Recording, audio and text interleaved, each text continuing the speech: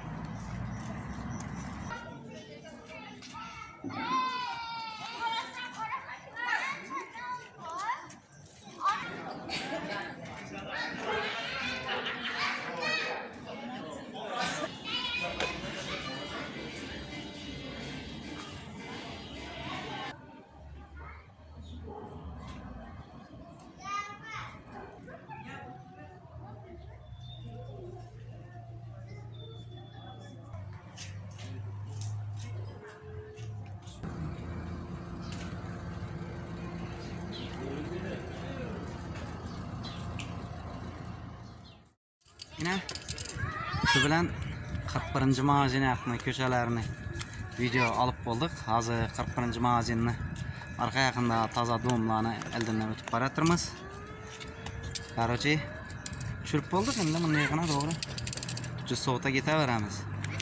Karoçi könlüğünüze yaksa like basıp plasla. Bundan yakına dalışı altına çaraka ötsem mi ötmesem mi demen. Birazrak hareket gittim. No, erten bir gün düşürmekim mümkün. Şimdi ne? Bu yoqqa baramız. Xudo qalasa nasib etsa. Bu yoqqa barib kompüter chiqaramiz endi. Boshqancha etamiz. Yine taza doğumlar 41. magazin haqida taza doğumlar qurildi. Yaxshi odamlar yashab o'tiribdi, gulding. Men ham osonmi deb o'ylayman. Bayk ketgan vaqtimda birini ola qo'yaman, hech bo'lmasa. Bo'ladi, yaxshisi, ko'nglingiz yaxshi, like bosib bilasa, sog'liqda ko'rishali, o'zingiz jon sog'lig'ingizga qarang. Yaxshi, sog'lik